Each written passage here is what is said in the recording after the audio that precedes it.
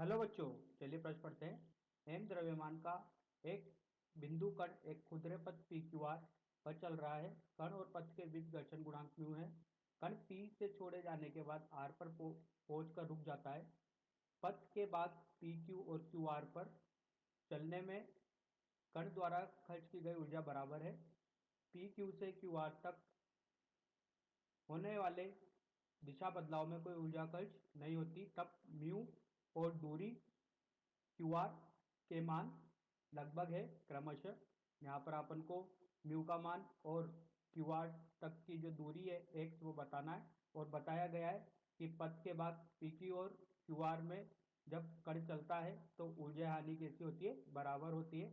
अपन को घर्षण गुणांक म्यू दिया गया है। चलिए बच्चों, प्रश्न के लिए मुख्य उदाहरण की चर्चा करते हैं। मुख्य अवधारणा देखिए बच्चों, कार्य ऊर्जा प्रमेय से अपन जानते हैं सभी बलों द्वारा किया गया कार्य ये बराबर होता है गतिज ऊर्जा में परिवर्तन के। और जैसा जानते हैं संरक्षी बलों द्वारा किया गया कार्य ये बराबर होता है ऋणात्मक स्थितिज ऊर्जा में परिवर्तन के। अब देखिए यहां पर आगे की तरफ, अगर निकाय में केवल असंरक्षी बल हो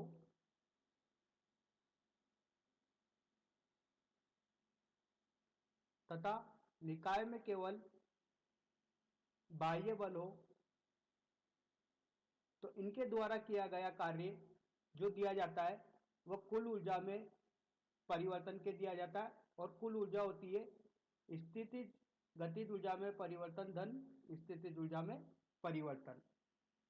तो इस तरीके से अपन बोल सकते हैं कि कार्य सुरक्षित बलों द्वारा कार्य बाह्य बलों द्वारा किया गया कार्य ये बराबर होता है कुल ऊर्जा में परिवर्तन के। अगर आपन का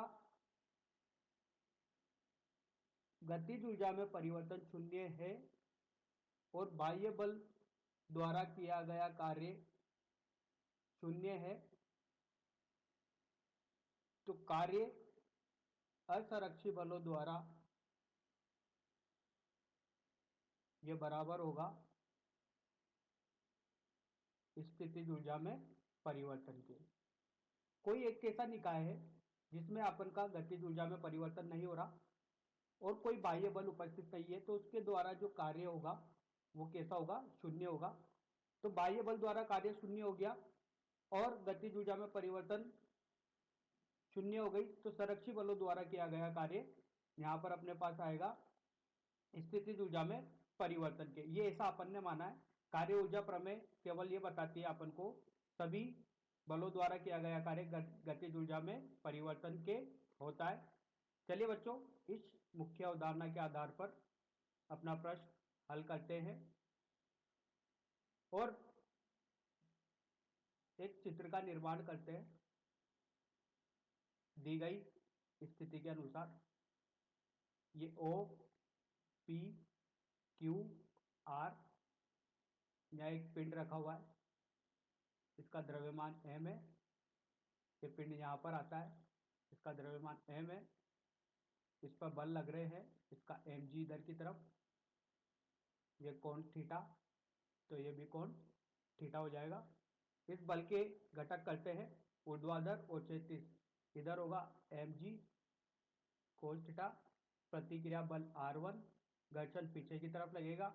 अगर ये बल mg साइन थीटा इसको नीचे की तरफ ला रहा है और इसका मान ज्यादा है तो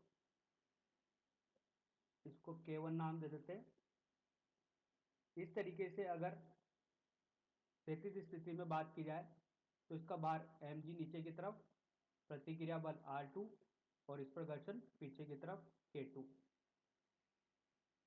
देखिए बच्चों, अपन को क्वेश्चन में बोला गया है कि ऊर्जा वे पी क्यू में ये बराबर है ऊर्जा वे क्यू आर में।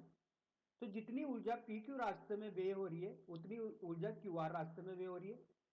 तो यहां पर जो कार्य होगा पी क्यू रास्ते का, वही कार्य किसके बराबर होगा, क्यू आर रास्ते का, कार्य ऊर्जा प्रमेय से। कार्य होता है बल गुणा विस्थापन, तो पी क्यू का कार्य लिखा, इसी तरीके से क्यू आर का कार्य लिखते हैं अपन। कार्य किसके द्वारा हो रहा है, यहां पर घर्षण बल के द्वारा कार्य हो रहा है, तो घर्षण बल का कार्य यहां पर लिखते हैं एफ K1 गुणे विस्थापन पी क्यू है, एफ K2 गुणे क्यू आर विस्थापन है। अगर यहां पर घर्षण बल लिखते हैं तो वो होता है mu M G cos theta into P Q बराबर mu M G Q R. देखिए घर्षण बल F बराबर होता है म्यू आर, आर का मान एम जी कोस थीटा है, तो यहां से होगा mu M G cos theta. ये जब नत तल पर रखा है, क्षैतिज तल के लिए घर्षण बल होता है म्यू एम जी के बराबर होता है, क्योंकि आर यहाँ पर एम जी के बराबर है। अब देखिए अगर इसको अपन हल करते हैं तो कोस थीटा पी क्यू बराबर हो जाएगा क्यू आर के, यहाँ से म्यू एम जी से म्यू एम जी कट हो जाएगा। आगे की तरफ हल करने पर अपन को मिलता है, देखिए क्यू आर बराबर कोस 30 का मान वर्गमूल 3/2 और पी क्यू की वैल्यू यहां पर अपन को इसके साथ गुणा करनी पड़ेगी। ये समीकरण नंबर 1। त्रिभुज ओ पी क्यू में देखते हैं, ओ पी क्यू त्रिभुज में देखते हैं, साइन 30 का मान जो दिया जाएगा ओ पी बटे पी क्यू से दिया जाएगा, तो यहां से पी क्यू बराबर होगा 2 गुणा 2, पी क्यू का मान आया अपने पास 4 मीटर के, पी क्यू आ गया। पी क्यू का मान समीकरण नंबर 1 में रखते हैं, तो क्यू आर निकल के आएगा क्यू आर बराबर वर्गमूल 3/2 गुणे 4, क्यू आर का मान आ गया अपने पास 3.45 मीटर। क्यू आर वही दूरी है जो अपन को निकालनी थी क्यू से आर तक की, जिसको अब प्रदर्शित किया है क्वेश्चन में एक्स से। एक्स का मान 3.45 मीटर। बच्चों इसी तरीके से घर्षण गुणांक का मान निकालना है। चलिए घर्षण गुणांक का मान निकालते हैं। अब ऊर्जा संरक्षण के नियम को वापस लाते हैं और इस नियम के सहायता से घर्षण गुणांक का मान निकालने का, देखिए जो स्थितिज ऊर्जा में इस चित्र में कण यहां पर रखा हुआ है, जब ये कण नीचे आएगा तो इसकी स्थितिज ऊर्जा में ह्रास होगा। ये स्थितिज ऊर्जा में ह्रास या स्थित ऊर्जा में कमी किसके बराबर होगा, घर्षण बल द्वारा किया गया कार्य का। तो यहां से अपन लिख सकते हैं कुल स्थितिज, या मुख्य उदाहरण में भी अपन ने देखा है ऊर्जा में कमी बराबर घर्षण बल द्वारा किया गया कार्य। कुल उस स्थिति ऊर्जा में कमी एम जी के घर्षण बल द्वारा किया गया दो रास्ते पे होगा। एक तो रास्ता होगा पी क्यू, दूसरा रास्ता होगा क्यू आर, दोनों में कार्य होगा।